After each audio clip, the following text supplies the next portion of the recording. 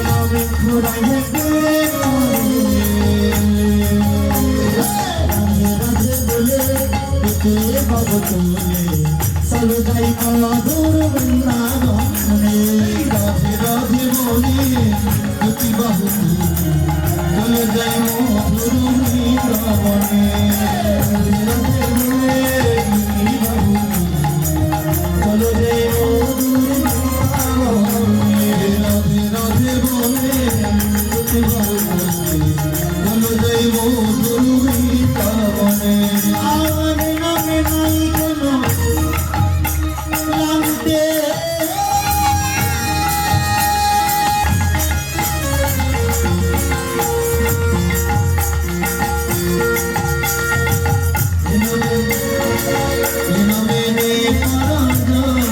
চলো যাই মধুর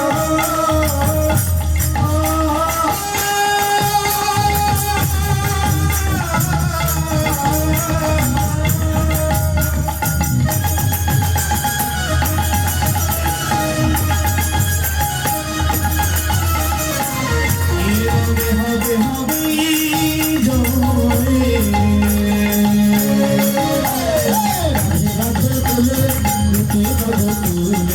চলো যাই মধুর বৃন্দাবনে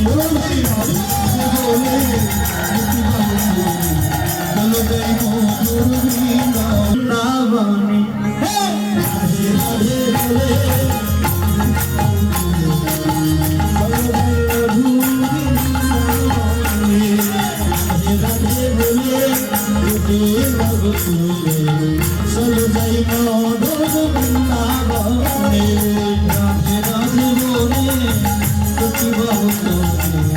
চলো যাই মধুর বৃন্দাবনে আর নামে নাই কোনো ভাবনা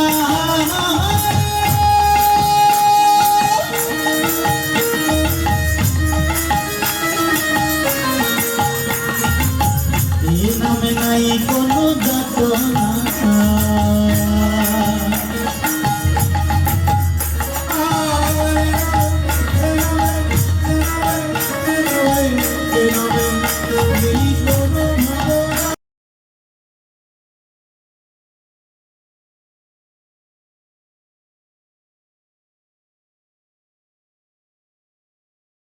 সেই পাদুকা দোকানে এখনো আছে নবদ্বীপ মাঝে যদি কারো সামর্থ্য গুলা গিয়ে একটু দেখে আসবেন বিশ্বের ইতিহাসে এত বড় নারী চরিত্র কোনদিন খুঁজে পাওয়া যায় না সেই বিষ্ণুপ্রিয়া গৌরচরণে নয়ন দিয়ে তার মদনের দর্প চূর্ণ হয়ে গেছে তাই বললে সজন নিবে ওই আমার গোড়া রূপে নয়ন দিয়ে আমার দূরে গেল দর্প কোদা সজনী রে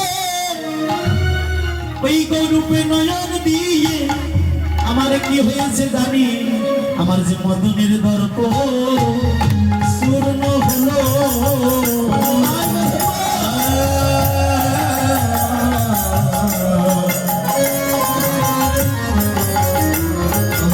মদনের দর্প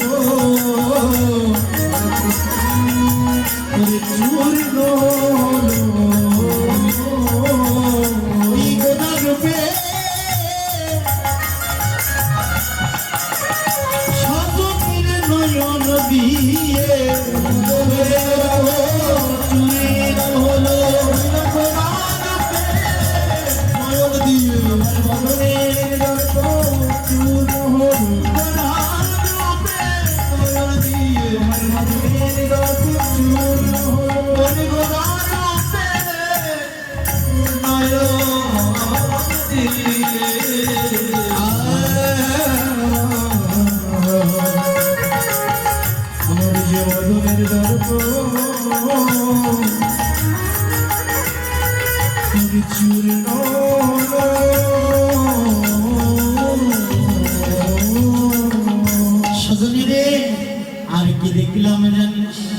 ওই রূপখানিকার সঙ্গে তুলনা করি সজনী রে স্বর্গ সম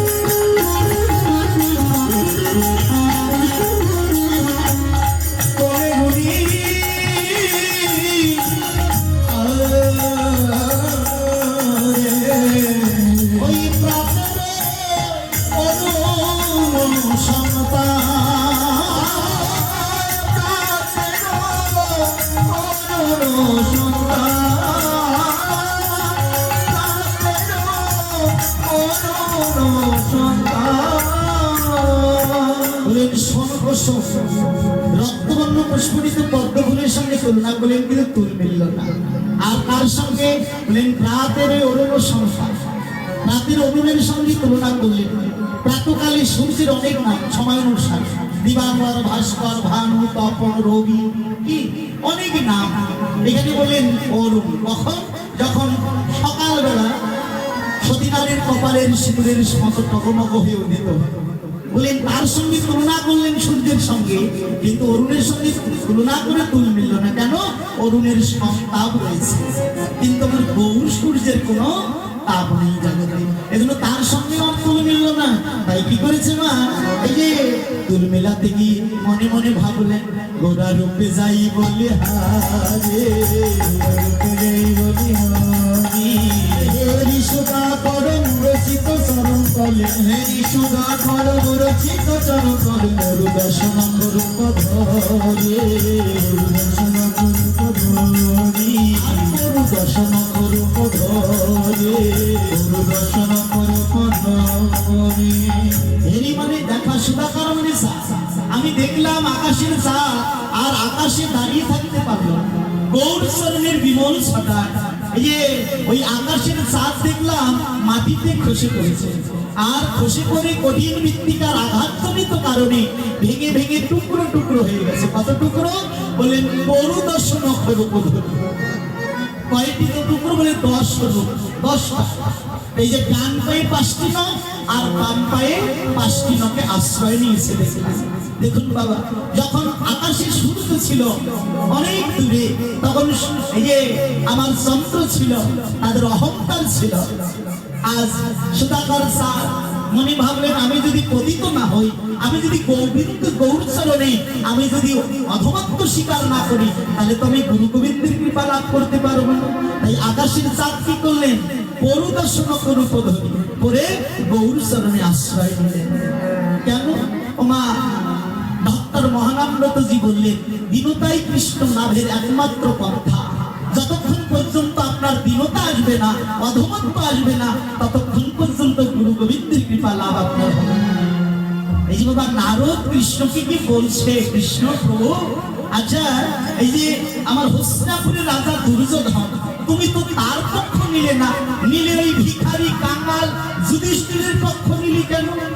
এখন কৃষ্ণ বলছে, দেখো নারদ, আমি যে কেন পক্ষ নিয়েছি যুধিষ্ঠিরদের, এটা তো তুমি বুঝবে না। বলে না প্রভু, আমাকে বুঝিয়ে দিলে তো আমি বুঝি। বলে ঠিক আছে, তাহলে যদি বুঝতে চাও তাহলে এই নাও বাবা। ওইখানে একটা মালা আছে, ওই যে নিচে একটা মালা দিন তো আমাকে। হ্যাঁ একটু, হ্যাঁ রাধে রাধে। এই দেখুন কৃষ্ণ নারদকে 3টি মালা দিয়েছে। এরকম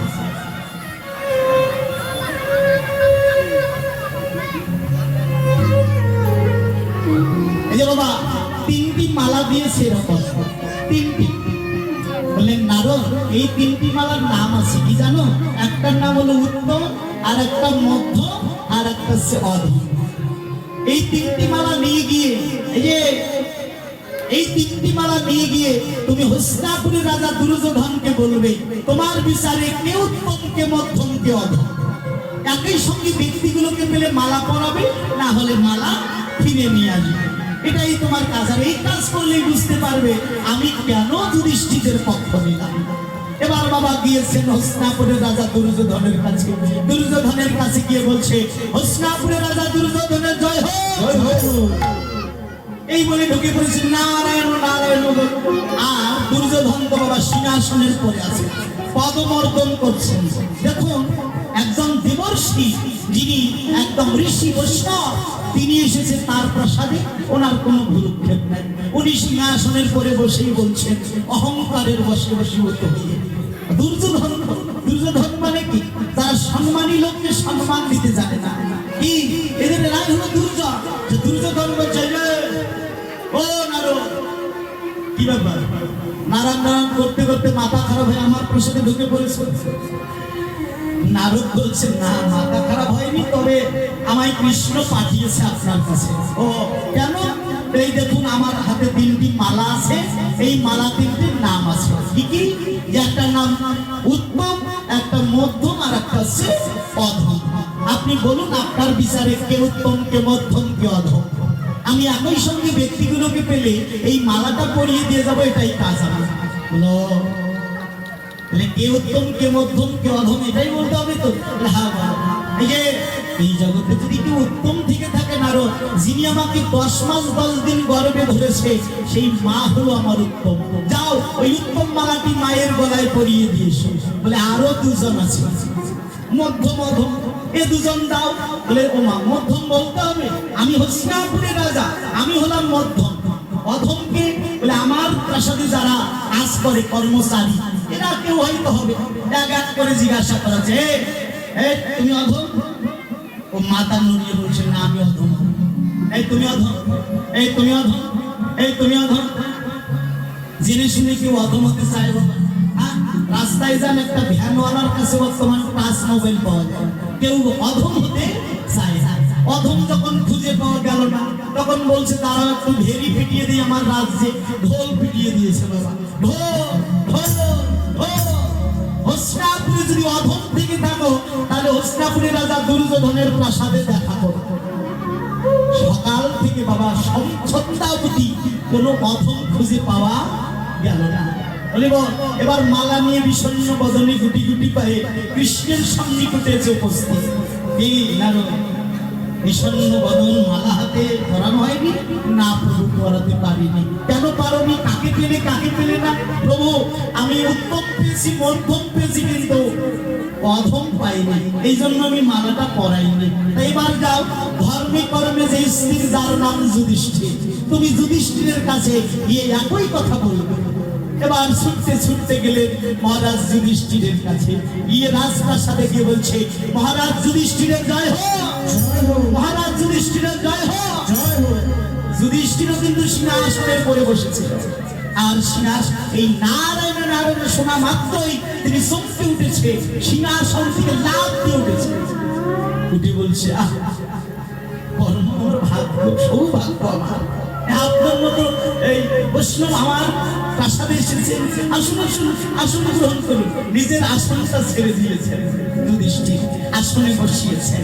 বসিয়ে মা জল নিয়ে এসে নিজ হস্তে সেই বৈষ্ণবের পদ ধৌত করে দিচ্ছেন, মুছে দিচ্ছেন, ফুল দিয়ে বরণ করে নিচ্ছেন বৈষ্ণবকে।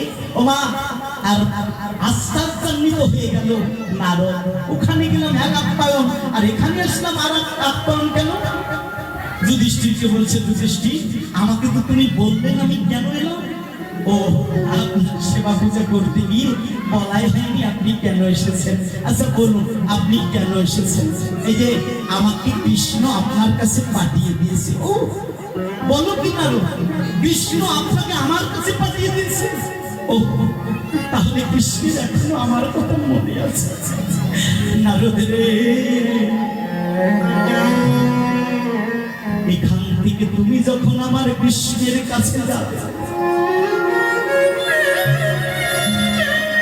কৃষ্ণের কাছে গিয়ে তুমি এই বলো, সে আমায় সুখে রাখুক কিংবা দুঃখে রাখুক, সে যেন আমায় কোনদিন ভুলে না যায়।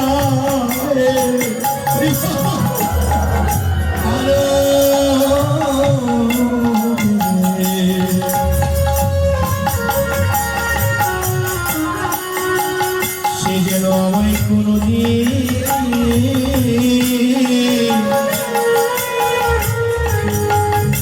ওরে ভুলে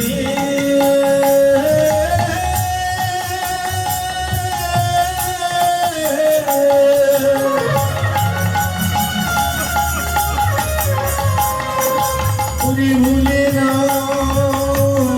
যায়। আমার সুখে রাখো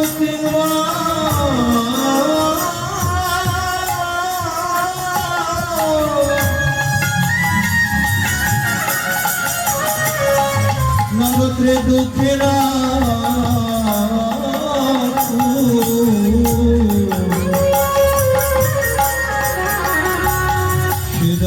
আমায় কোনো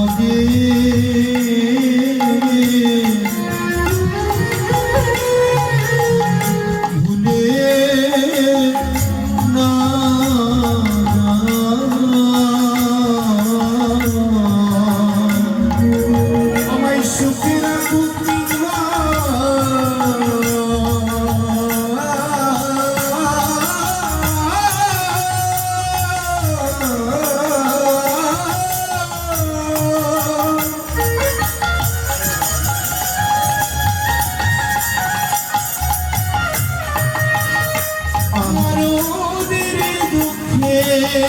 রাখো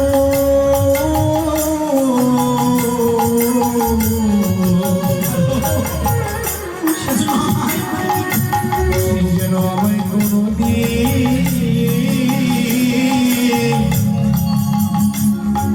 করে ভুলে না যায়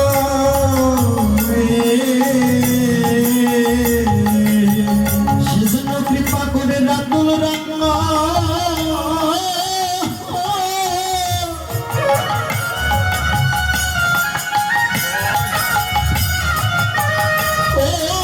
চরণে রাখে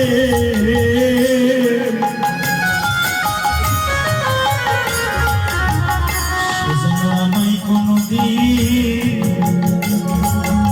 ভুলে না যায় আমার রাত্রে না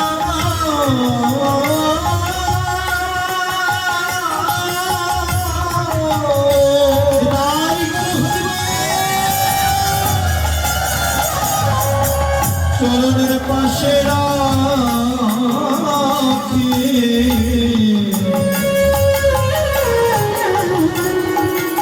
তবে আমায় কোনো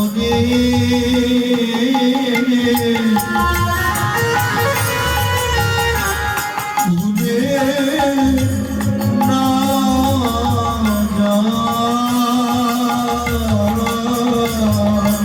সেজন্য আমায় কৃপা করে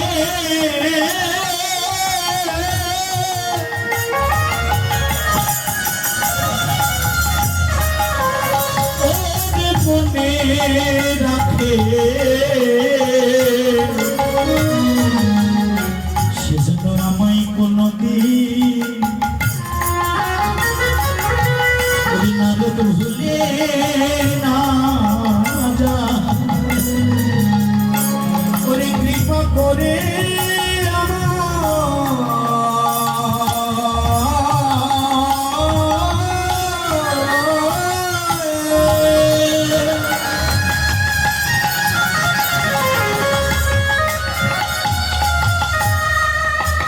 কৃপা করি আমায় যেন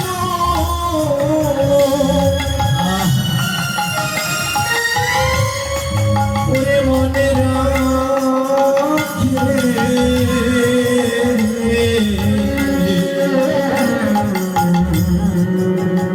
সে যেন আমায় কোনোদিন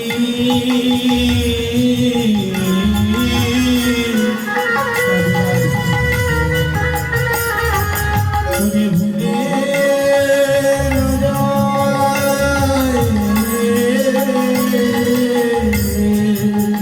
ওদের অধম বলে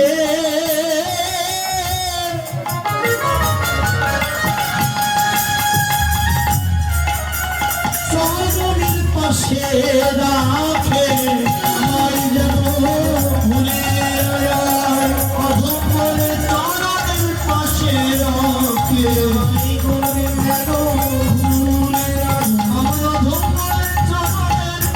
রাখে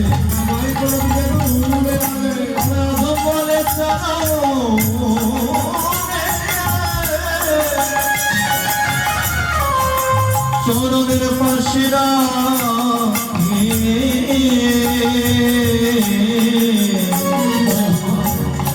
আমায় কোনোদিন ভুলে না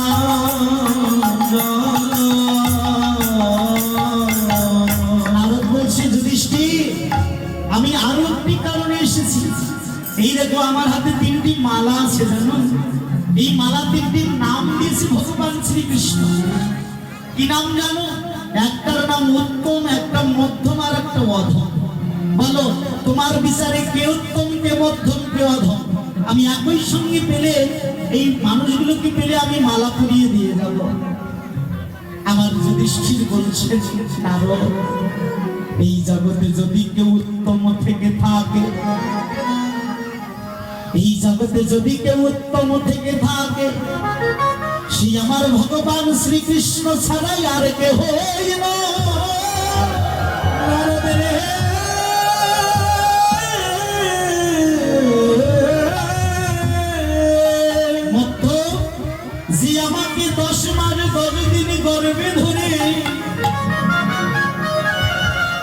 শত যন্ত্রণা সহ্য করে জগতের আলো দেখিলেছে, সেই মা হলো আমার মধ্যম।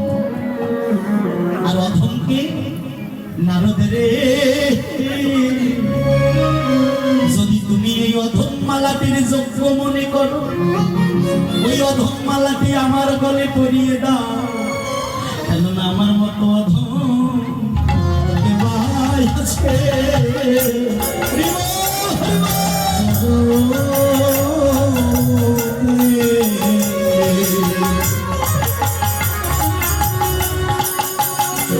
আমার মতো অধম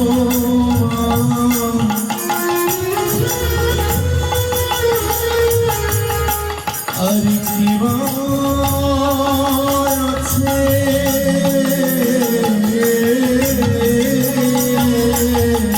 আমি কৃষ্ণ বলে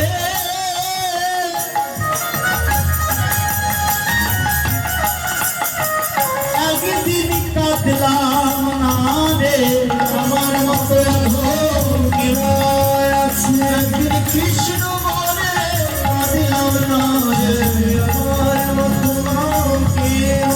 একদিন কৃষ্ণ বলে কাঁদলাম রে, আমার মতো কৃষ্ণ বলে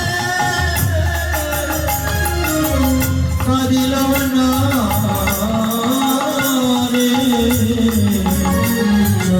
আমার মতো অধমান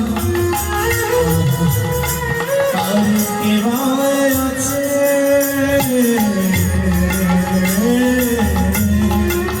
এই জগতে আমার অধমার কে হবে? দেখুন মা, এই অধমত্ব স্বীকার না করলে কখনো গুরু গোবিন্দের কৃপা লাভ পাওয়া যায় না। তাই আকাশের চাঁদ মনে ভাবলো, আমি যদি নত স্বীকার না করি, আমি যদি পতিত না হই, তাহলে তুমি গৌর শরণ পাবো না। তাই আকাশের চাঁদ নেমে আমার গৌর শরণে মা পাঁচটি, ডান পায়ে পাঁচটি নখে আর বাম পায়ে পাঁচটি নখে আশ্রয় নিয়েছেন আকাশের চাঁদ। আর কার সঙ্গে তুলনা করি? সজনী রে সুবর্ণ বর্ণ এরি নিজ বর্ণ, সুবর্ণ বর্ণ এরি নিজ মানি নাই আপন মনস্তাপে, মানি নাই আপন মনস্তাপে, মানি নাই আপন মনস্তাপে। সুবর্ণ, সুবর্ণ মানে সোনা, সোনার সঙ্গে তুলনা করে কিন্তু সোনার সঙ্গে তুলে নিলাম। তাই মানি আপন মনস্তাপে, যিনি মানি মানুষ দেখবে, মান থাকতে স্থান পরিত্যাগ করে, মান চলে যাওয়ার পর নয়। সোনা ভাবলেন আমি এত বড় দামি ধাতু জগতের, আমি গৌর চরণে মিললাম না, তাহলে আমি এছাড় প্রাণার রাখবো না। কি করবো? আমি আত্মহত্যা করবো। আত্মহত্যা করবার জন্য তিনি সোয়াগা মিশ্রিত হয়ে তিনি কি করলেন? নিজ তনু জারিয়ে ভস্ম সম করাইতে, ভস্ম সম করাইতে ওই কালো অনালো সন্তাপ রে, ওই অনালো সন্তাপ রে, ওই অনালো সন্তাপ। আমি এছাড়া প্রাণা রাখবো না রে, আমি অনলে প্রান্তে দিব এছাড়া প্রাণা রাখবো না রে, অনলে প্রান্তে দিব এছাড়া প্রাণা রাখবো না রে। এই যে মা সব জিনিস, এই কাঠ পুড়লে ছাই হয়, কাপড় পুড়লে ছাই হয়, বাঁশ পুড়লেও ছাই হয়, কি বাবা কয়লা পুড়লেও ছাই হয়, কেউ সোনা পুড়লে কি ছাই হয় কখনো? সোনা পুড়ে ছাই হয় কখনো না। সোনা যখন পুড়ে তখন সোনা খাঁটি সোনায় রূপ ধরে, খাঁটি সোনায় রূপান্তরিত হয়, কসম করা সোনা হয়। সোনার রং কি? স্বর্ণবর্ণের সঙ্গে পীতবর্ণ মিশ্রিত, এটা সোনার আসল রং। যখন ওই মা সোয়াগা মিশ্রিত আগুনে যখন পুড়েছে, অঙ্গার হয়েছে, এই খাপ বেরিয়ে গেছে, তখন আসল সোনা পুড়ে যাচ্ছে। আর আসল সোনা কি? খাপ মানে কি? হৃদয়ের অহংকার। এই অহংকার রূপী খাপ যতদিন তোমার থাকবে হৃদয়ে, ততক্ষণ পর্যন্ত গুরু গোবিন্দের কৃপা হবে না। তাই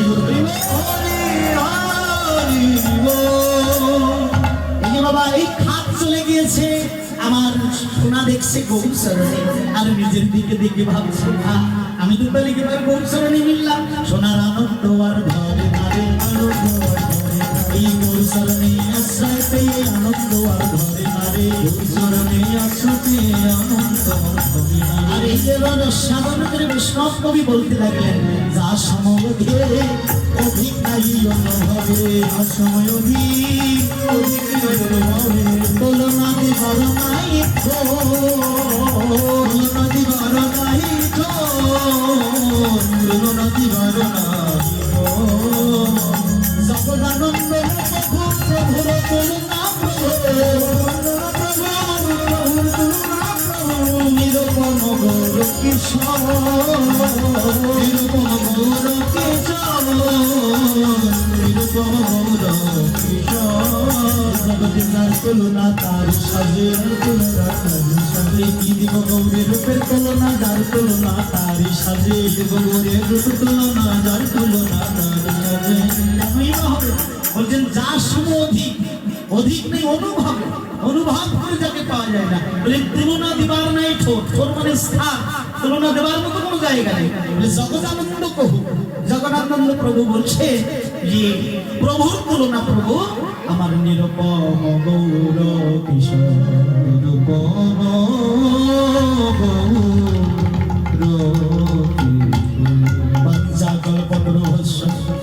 কৃপাশে হয়ে ভোজন পরিদান পাবনে অনন্ত গুরু বৈষ্ণবে হই নম নম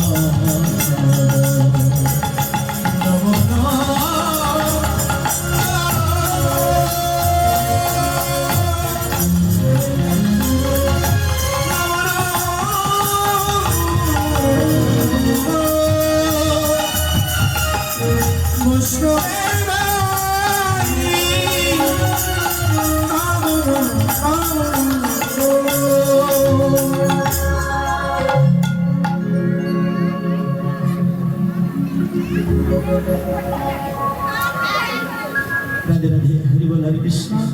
আপনারা দেখছেন আমার কাছে একটা শ্রীপুট রয়েছে, যেটাতে লেখা আছে আপনাদের অনুদানে এই অনুষ্ঠানটি চলছে বা চলে, আপনাদের দানে অনুষ্ঠান সাফল্যমণ্ডিত হয়।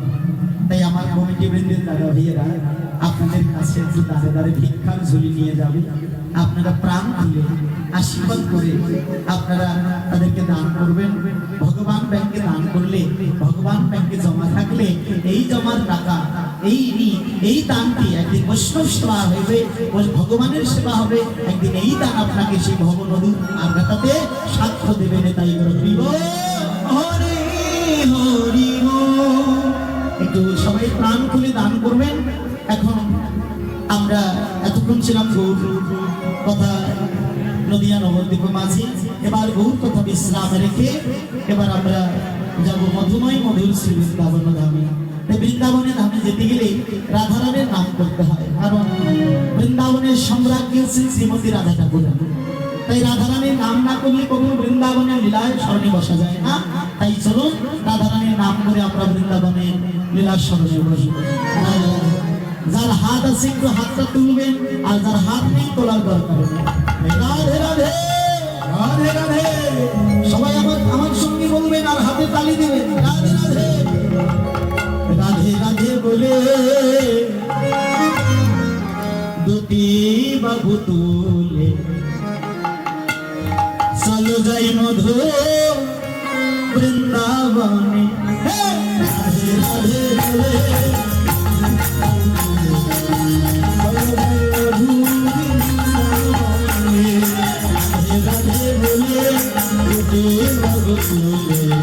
চলো যাই মধুর বৃন্দাবনে। রাধে রাধে বলে চলো যাই মধুর বৃন্দাবনে। আর নামে নাই কোনো ভাবনা,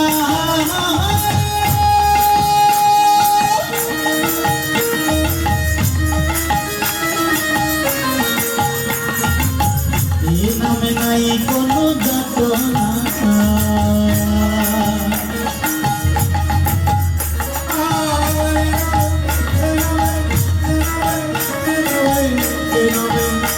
এই কোনো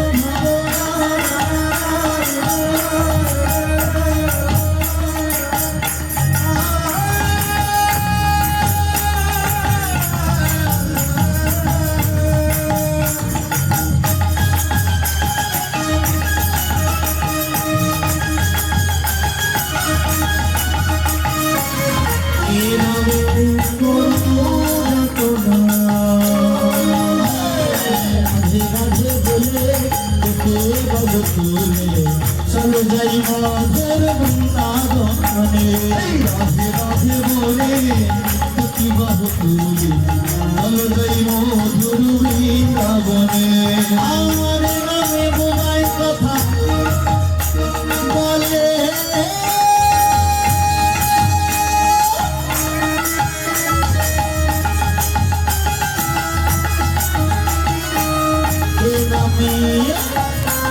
হেঁটে চলে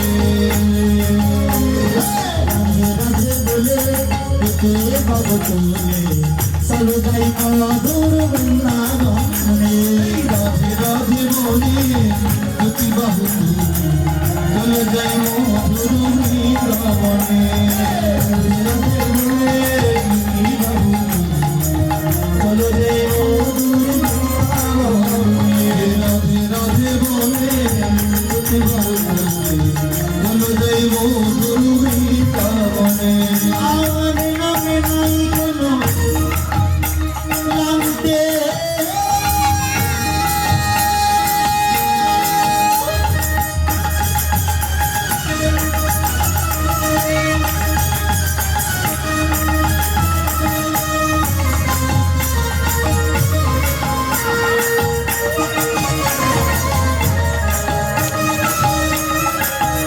নামে নাই কোনো ক্লান্তি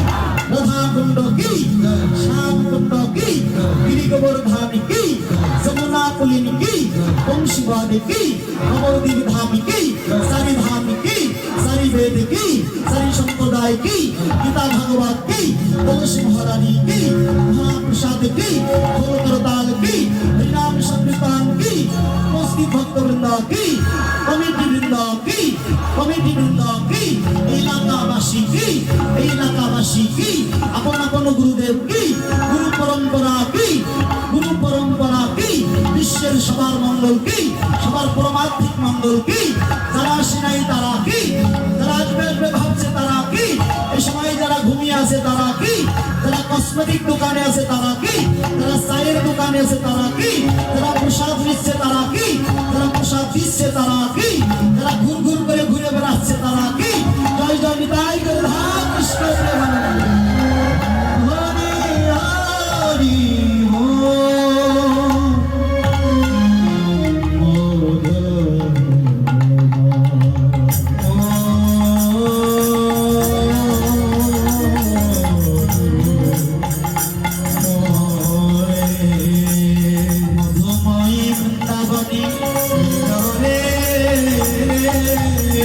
আমার রাধা রানী সবের বেলায় যমুনায় জল আনতে যাবে কলসির জল ফেলে দিয়ে শূন্য কলসি আনবে করে নিয়ে তিনি যমুনার জল গেছেন রাধে যমুনা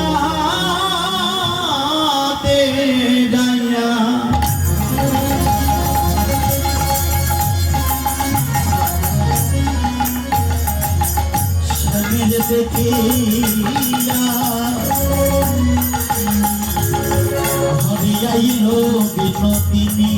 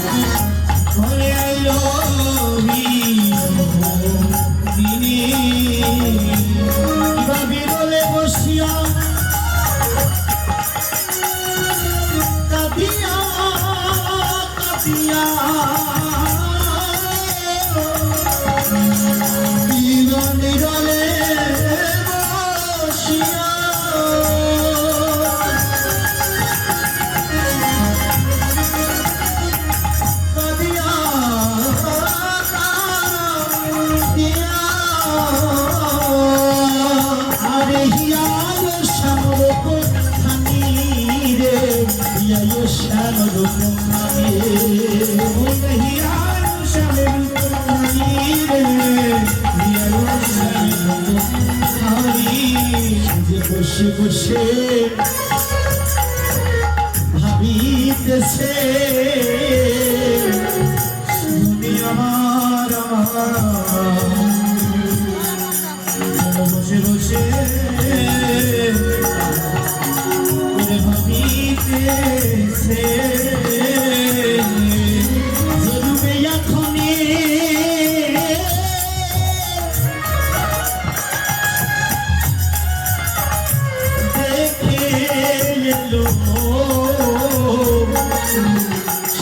বসে বসে ধ্যান করিছে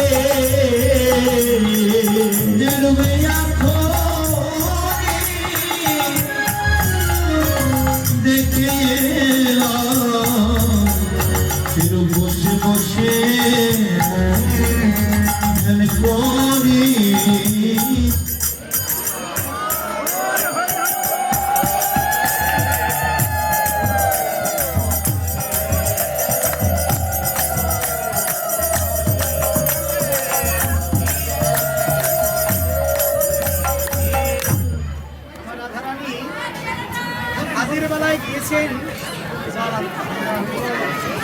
সাদের বেলা কখন মা সময়রা সাদের বেলা কখন কথা বলেন সাদের বেলা তাই না তত্ত্বকার বলেন সাদের বেলা মানে সাজগুজের একটা বয়স থাকে না ও দিদিমণি, তোমার সাজের বয়স আছে কি? এখন বেশ ভয় আকার সাজ হয়ে গেছে, মানে সাজানো শিক্ষা জয় একারে এই সাজের আর এই সাজের একটা হলো সাজের আর একটা হলো সাজের, একটা সাজের আর একটা সাজের। তাহলে কোন সময় দেখলেন দুটি শুনতে একরকম কিন্তু মানে তার শব্দের যে অনুবাদ এটা আলাদা আলাদা, কিন্তু তাই না? শুনতে একরকম কিন্তু শব্দটা আলাদা আলাদা, অনুবাদটা। সাজের বেলা কখন বললে সাজের বেলা মানে সাজ পুজোর বেলা দেখবেন একটা সময় থাকে গেলে থাকে না সাজের, কি বাবা পকেটে চিরুনি নিয়ে বেড়াতে হয়েছিল একসময়, এখন তো চিরুনি লাগে না, একটা সময় ছিল চিরুনি পকেটে।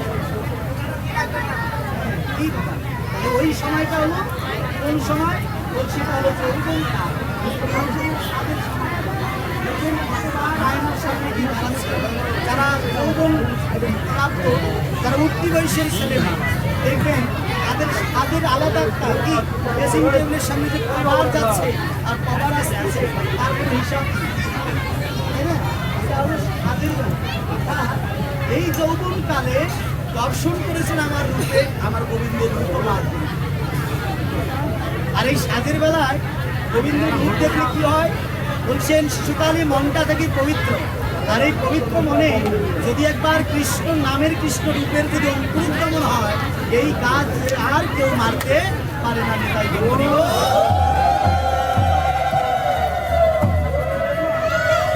এখন যে উঠতি বয়সী ছেলেমেয়েরা অন্য ধর্ম গ্রহণ করছে, তার কারণ কি? তার কারণ হচ্ছে আমরা যারা অভিভাবক শিক্ষিত করার জন্য দিচ্ছি, খরচ করছি, কিন্তু বৈদিক শিক্ষার জন্য 1 পয়সা খরচ করছি। সেই বাবাকে ফিজিক্যালি বাঁচতে হয়, যে বাবারা উঠতি বয়সের ছেলেমেয়েকে ধর্মীয় শিক্ষা দেয়। যদি এতটুকু ধর্মীয় শিক্ষা তাকে দেওয়া হয়, সে কখনোই এই কৃষ্ণ রূপ আর যদি এই কৃষ্ণের ভজন প্রণালী তা সে যদি জানতে পারে কোনোভাবে, তাহলে সে আর কখনো অন্য ধর্ম গ্রহণ করতে চাইবে না। আমাদের সনাতন ধর্মটা আন্দাজে ধর্ম, এই সনাতন ধর্মটা ভগবান আছে তাই আমরা ভগবানকে ডাকি। আমরা আমাদের কিন্তু ধর্মীয় শিক্ষার কোনো রকমের কোনো ব্যবস্থা আছে কি? আছে নাই। আমরা রাষ্ট্রীয়ভাবে, সামাজিকভাবে, পারিবারিকভাবে কিংবা আমরা কিন্তু লাঞ্ছিত, ধর্মীয় শিক্ষার কোনো ব্যবস্থা নেই, আছে কি? তাহলে আপনার ছেলেটাকে আপনি মাস্টার তৈরি করুন, আপনার মেয়েটাকে ডাক্তার তৈরি করুন, কিন্তু সেজন্য কৃষ্ণ ভক্ত কৃষ্ণ ভক্ত তৈরি করতে হবে। যদি শিশুকাল থেকে এই বয়সটা থেকে যৌবনকাল থেকে উনি যদি কৃষ্ণ ভজনে কৃষ্ণের রূপ দর্শন একবার করে, তাহলে এই রূপ আর কেউ পক্ষ থেকে তার কাছে করতে পারবে। সত্যি বলছি, আমরা দূর থেকে ভগবানকে প্রণাম করি, কিন্তু তুমি যদি ছেলে হও গিয়ে একবার গোবিন্দের মন্দিরের সামনে, এরকম অপরূপ মানুষ এই জগতে আর হয়নি। ওই অপরূপ মূর্তির দিকে যদি একনিষ্ঠে যদি একবার তাকিয়ে থাকতে পারো অপলক দৃষ্টিতে, কিছুক্ষণ তাকাও, তুমি যদি মেয়ে হও আমার গোবিন্দের তুমি প্রেমে পড়ে যাবে, ওই রূপের প্রেমে পড়ে যাবে। কেন? ওই রকম সুন্দর মানুষ আর জগতে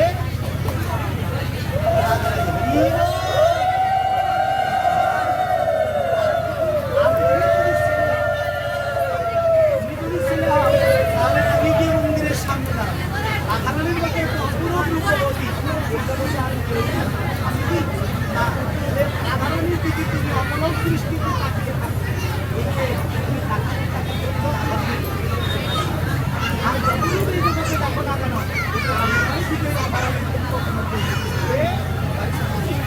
এই জন্য এই সময় সাজের বেলায় কি করতে হয় মা? গোবিন্দের রূপ মাধুরী দর্শন করতে হবে। তাহলে কি হবে? মেয়েরা এই রূপ আর কেউ হৃদয় থেকে মুছে দিতে পারবে না। এই জন্য আমরা কি করি বাবা? আমরা রূপ দর্শন করি না, গোবিন্দের রূপ দর্শন আমরা করি না, রূপ মাধুরী দর্শন করি না। যদি আমরা করতে পারতাম তাহলে আজকে এই এতটা আমাদের ধর্মে যে লাঞ্ছিত হয়ে যাচ্ছে, অন্য ধর্ম গ্রহণ করছে, এটার প্রধান কারণ হচ্ছে ধর্মীয় শিক্ষা। এই ধর্মীয় শিক্ষাটা নেই আমাদের। এই উক্তি বৈশটা ষোলকলায় পরিপূর্ণ রসেটাই পূর্ণ জন্ম। শাস্ত্র বলছে শিশুকালে কৃষ্ণ ভজে কৃষ্ণ পাইবার আসে, যৌবনে কৃষ্ণ ভজে কৃষ্ণ আসে কি না আসে, বার্ধক্যে ভজে কৃষ্ণ জমেরও তার আসে। শিশুকালে সবার কৃষ্ণ ভজনে মন মানসিকতা হয় না। যদি শিশুকাল চলে যায় তাহলে যৌবনে এসে, এবার যৌবনে বললেন আসে কি না আসে, আমাদের সন্দেহ আছে। কেন? এই যৌবন কাল কালছে আপত্তি কুপতি গমনের সময়, বয়ঃসন্ধি কাল, যে যেমনটা বোঝায় ও তেমনটাই জগতে বুঝে। এই জন্য এই বয়সে আজের বেলা অর্থাৎ যৌবন কালে যদি একবার আমার গোবিন্দের রূপমাধুরী দর্শন করতে পারে, একবার যদি হৃদয় পটি এঁকে নিতে পারে, এই জগতের যতই ছবি দেখব না কেন, যতই সুন্দর মানুষ দেখব না কেন, ওই মূর্তি কখনো হৃদয় থেকে মুছে যায় না, মুছে যায় না।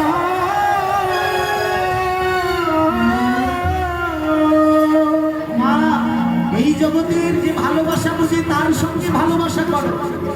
বর্তমান জগতের ভালোবাসা হচ্ছে মুরগি পোষার মতো।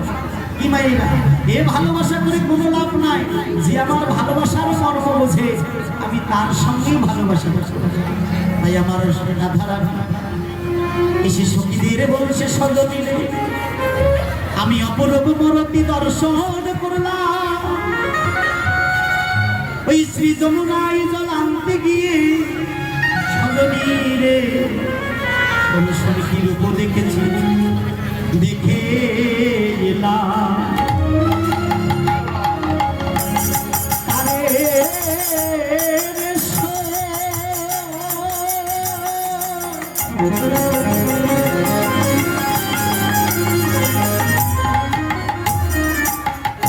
আমি দেখে এলাম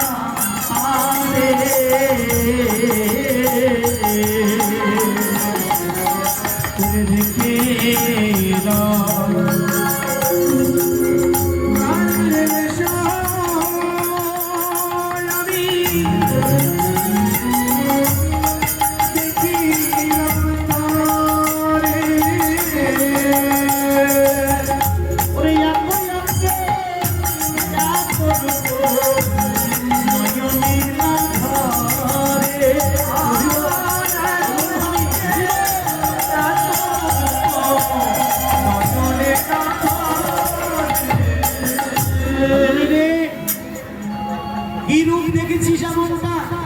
সজনে বেঁধেছে বিনয় উপরে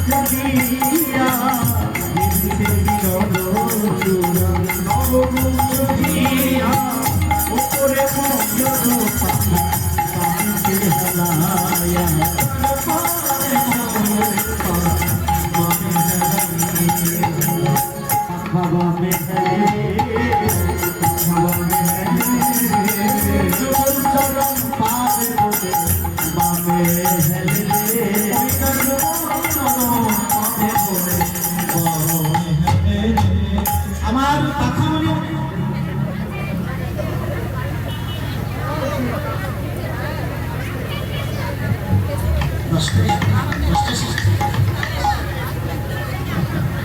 আচ্ছা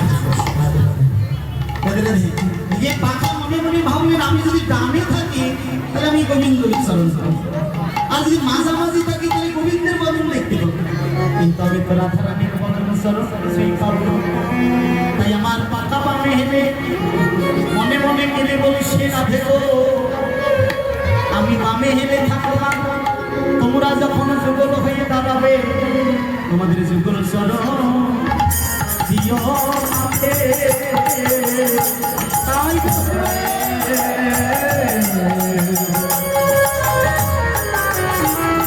তোমাদের যুগল চরণ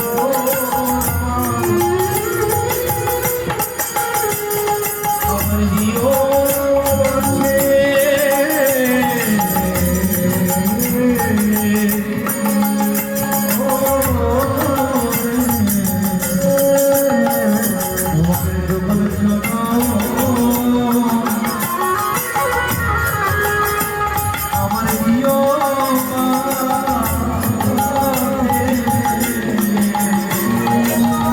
আমি আর কিছুই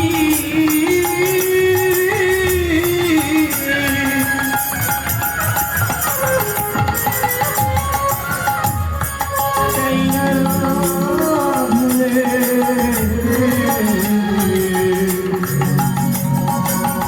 তোমাদের যুগল চরণ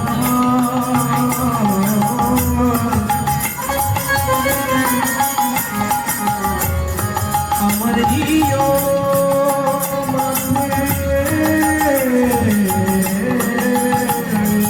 আমি আর কিছু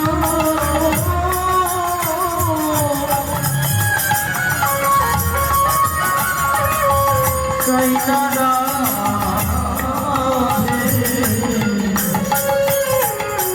তোমাদের যুগল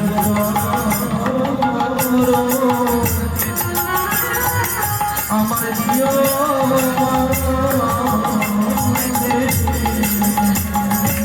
এই তো পাকা পানি হেলে আছে সজনী রে আর কি দেখিলাম জানিস কালিয়া বরণ খানি চন্দনেতে মাখা আমার হতে জাত বলো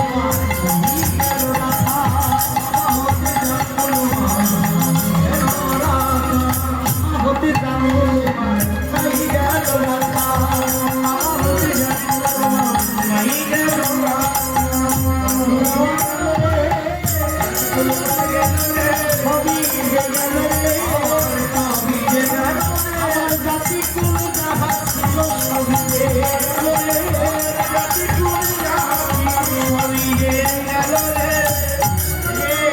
আরে কি এমন দেখেছি যে তোর জাতি পর্যন্ত চলে গেল বলছে সজনী রে আর সেবে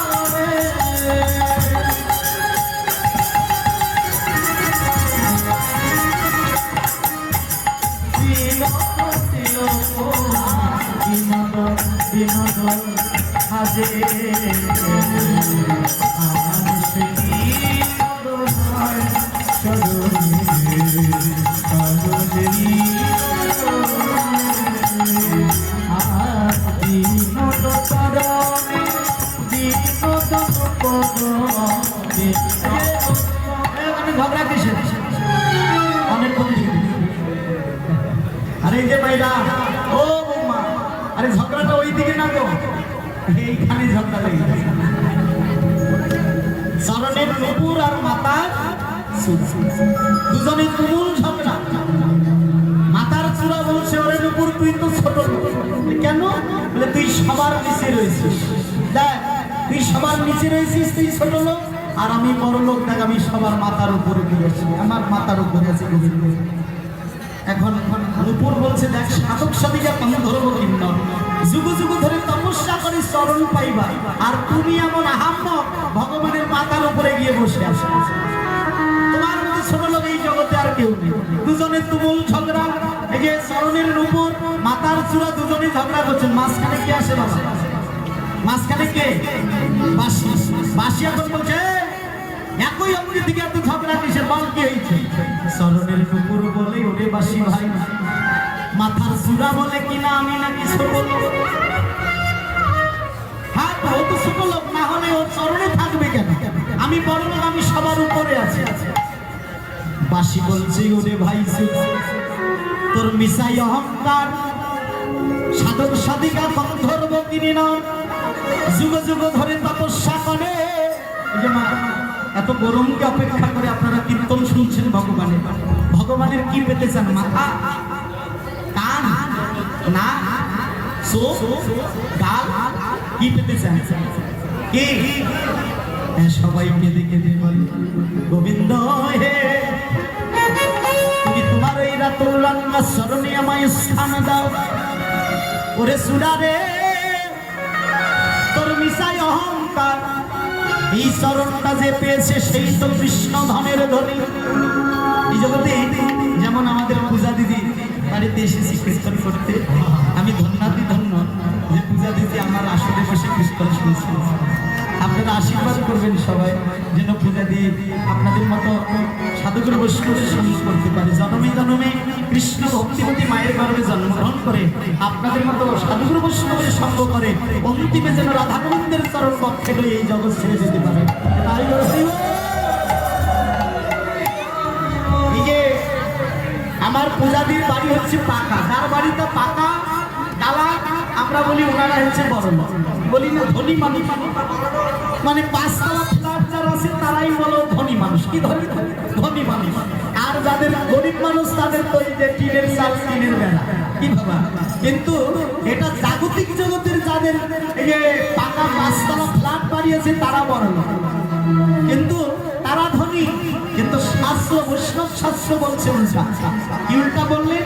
এই যে শুধু ধন থাকিলে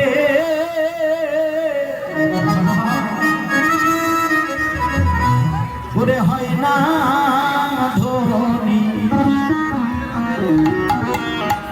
কৃষ্ণ ধন যা নাহিল এই জগতে কেবা ধনী, এবারে করি বোঝাব।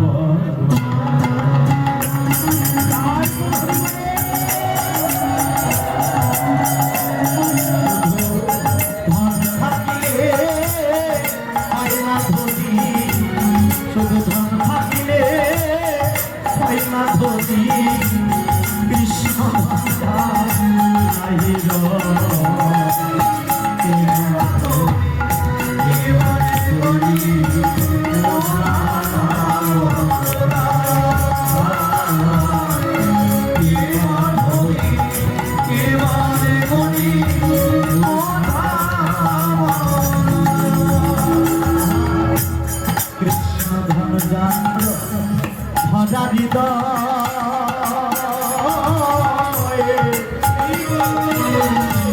শীত হলো ধনির তন, আর সঙ্গে হলো সারা জগৎ কৃষ্ণ ধরি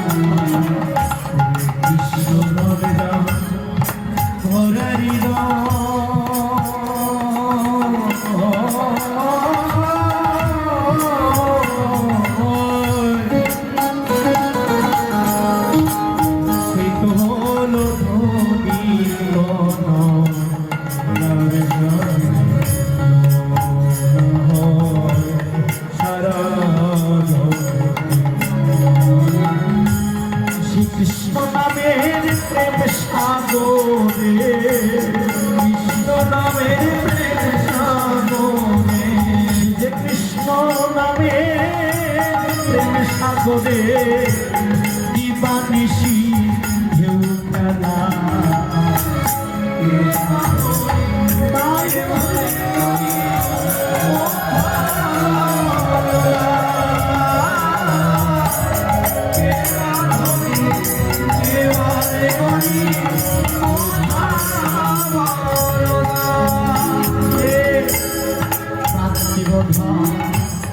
আকা করিয়ে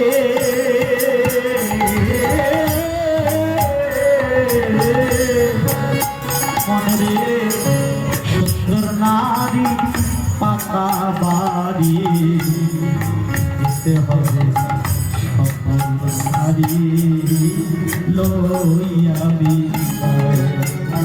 তোমার সঙ্গের সাথী এই হরির নাম তাই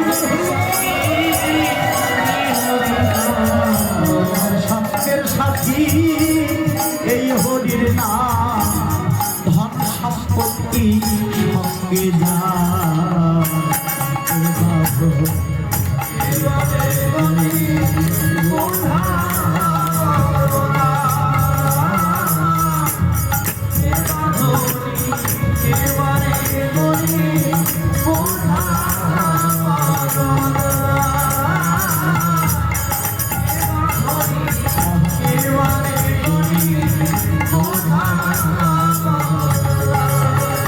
এই জগতে সেই ধনী যে কৃষ্ণ ধামের ধনী, যে কৃষ্ণ ধামের ধনী সে হলো এই জগতে ধনী।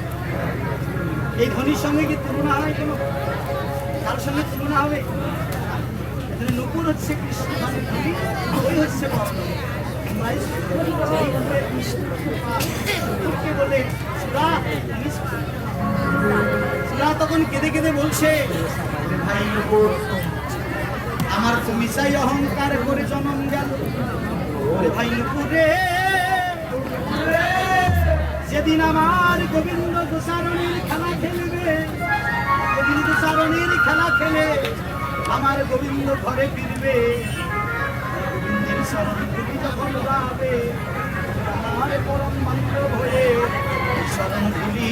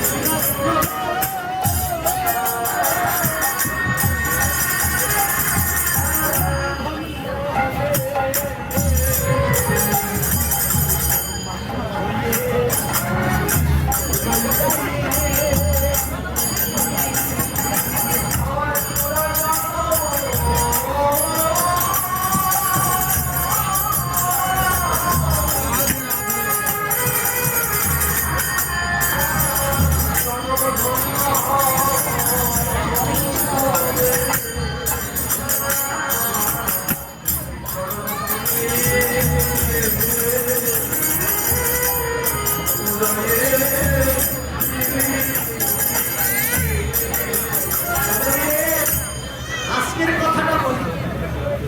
আজকে আমি একা, তোরা কেউ ছিলি না। আজকে আমি একা। আমি আমার বাবার বিয়ের সময় একটা উপহার সোনার কলসি দিয়েছি।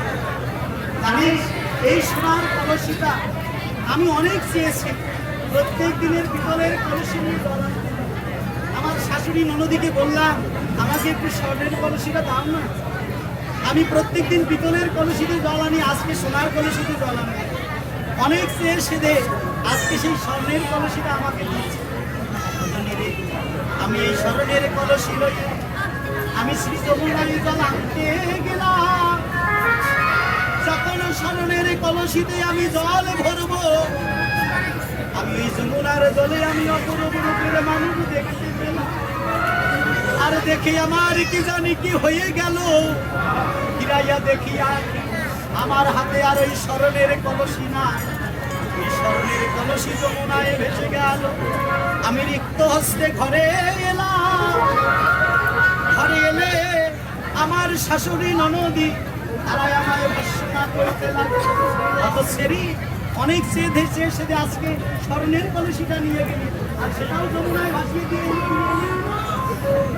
আমার শাশুড়ি ননদি তো জানে না, ওরা দেখলো স্বর্ণের কলসি ভেসে গেছে ফিরে। ওরা শুধু দেখলো স্বর্ণের কলসি ভেসে গেছে শ্রী যমুনায়, কিন্তু সজনী রে ওরা তো জানে নাই আমার শাশুড়ি ননদি আমার স্মরণের কলসি ভেসে গেছে, তাতে কি হয়েছে? আমি যে এই কৃষ্ণের সাগরে আমি যতটুকু পেরেছি, আমি যে আমার নয়ন কলসি দুটি আমি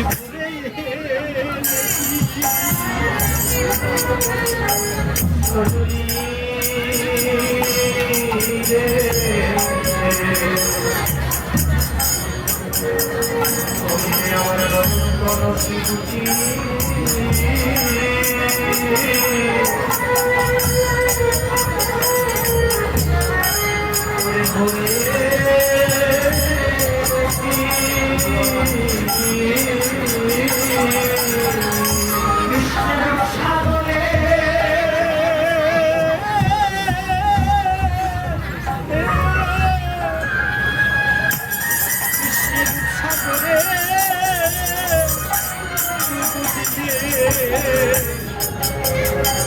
আমি যে আমার নয়ন কলসি দুটি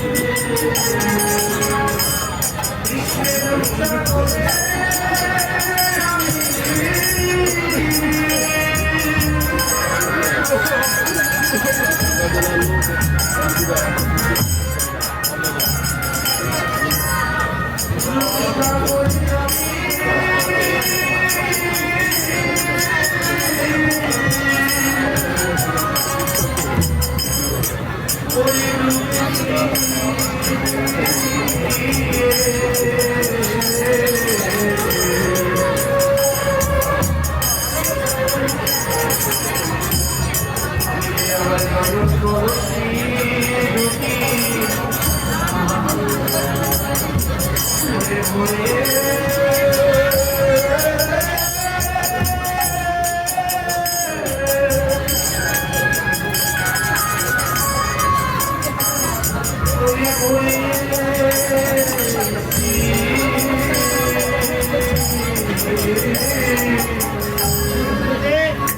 আমি রূপসাগরে ডুব দিয়ে যতটুকু পেরেছি আমি আমার নয়ন কলসি দুটো ভরে এনেছি। আমি ওই রূপ দেখে আমি রিক্ত অস্থি ঘরে যখন ওই রূপ দর্শন করলাম, আমি কখন দর্শন করেছি জানি?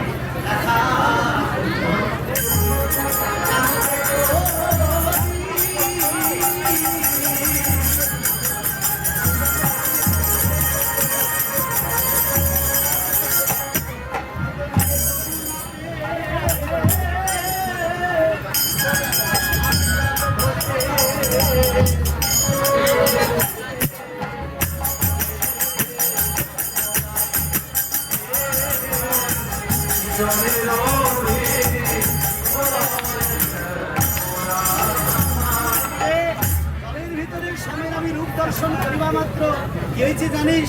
ওই রূপের মানুষকে পাইবার সাথ জাগে। আর আমি কি করলাম? অনেক প্রবন্ধ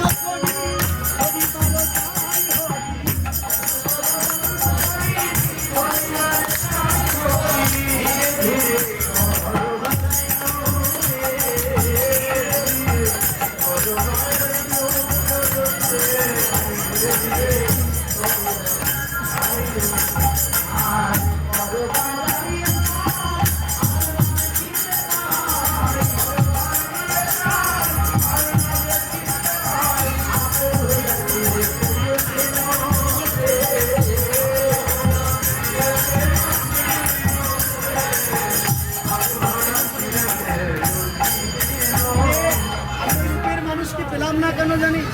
যখন আমি যমুনার জলে নামার পূর্বে জল ছিল স্বচ্ছ, আর এই স্বচ্ছ জলে আমার গোবিন্দের ছায়া পড়েছিল। আর যখন আমি জলে নামতে গেলাম, জলে ঢেউ হলো, আর এই ঢেউ হলো যখন, তখন আমার কৃষ্ণ ধনকে আমি হারিয়ে ঢেউ বলো হইল কার।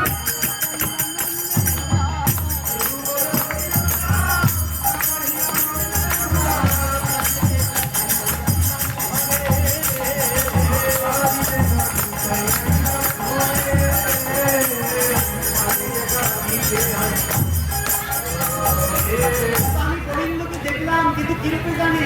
কত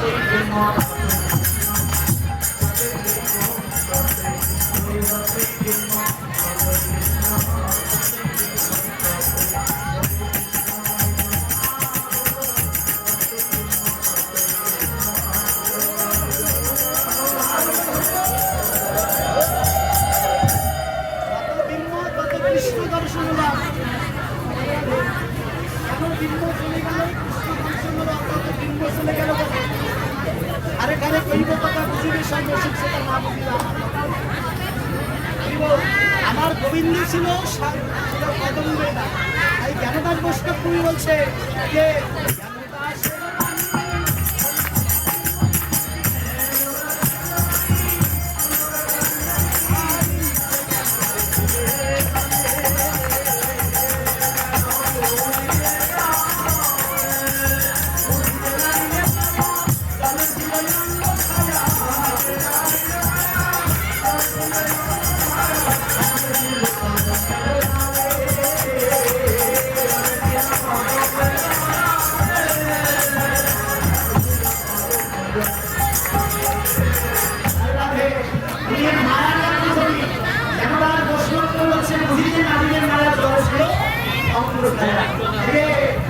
মায়াটা বুঝুনি বলে তুমি জলে নামতে গেছো, আর জলে নামতে গিয়ে তোমার কৃষ্ণ ধাম তুমি হারিয়ে ফেলেছো। তুমি যদি ওপর দিকে তাকাতে, যদি কৃষ্ণ ভক্ত কৃষ্ণ হরিনাম স্মরণ করে কিছু দক্ষিণা দিতে হয়, আমার কাছ থেকে লোক আছে যেটা পারে কৃষ্ণ আমাকে দক্ষিণা প্রদান করবে। আমি কি বলবো, মানে এখানে একটা জেনারেটর দিয়ে এই এতগুলো লাইট আর সাউন্ড আলাদা একটা জেনারেটর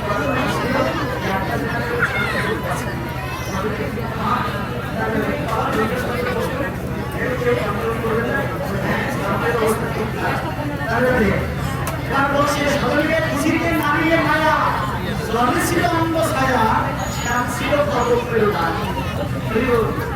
আমার বৈষ্ণবী সত্যকার পত্রে বলে এই মায়া বোঝা খুব দাম। এই মায়াটা তুমি বুঝোনি, নিম্নগামী হয়েছে তুমি। আর নিম্নগামী কি? নিচে তো কোনো ভজন নেই, সব ভজন আছে উপরে। নামের নিচে কোনো ভজন আছে বাবা? না।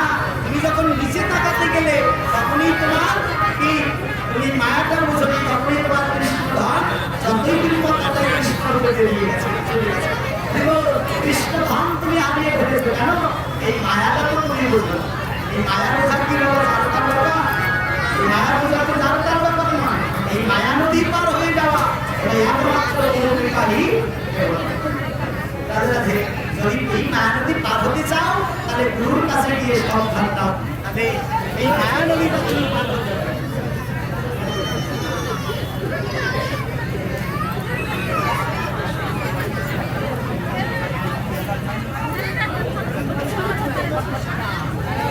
এবার রাধারানী বলছে, সজনী রে, আমার গৌরীর রূপ দর্শন করে আমার এমন অবস্থা এখন হয়েছে জানিস?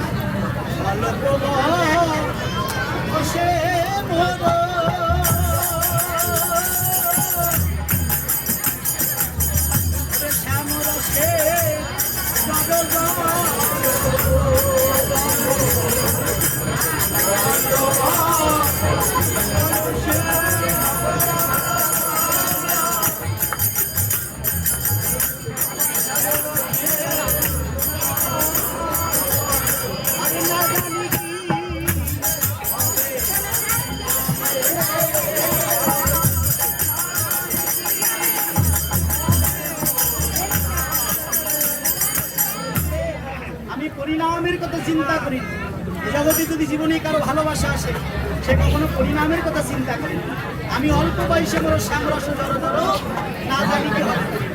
এই অল্প বয়সী শ্যামরূপের নয়ন দিয়ে আমার পরিণাম পেয়েছে জানি। এই যে যদি নয়ন মুদে থাকি আমি তবে প্রতিবিম্ব দেখি।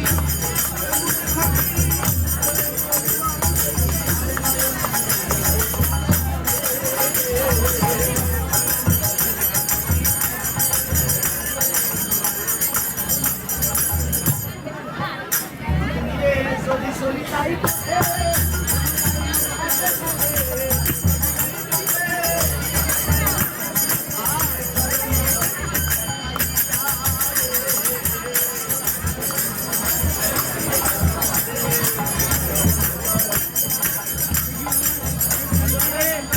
দেখো এমনটা যদি হয় যে আমি নয়ন মুখে আসি তবু দেখতেছি ভালোবাসার মানুষকে এমন করে দেখায় শিশুকাল থেকে গোবিন্দ নয়ন মুখলেই কিন্তু গোবিন্দের প্রত্যাশা তাই না?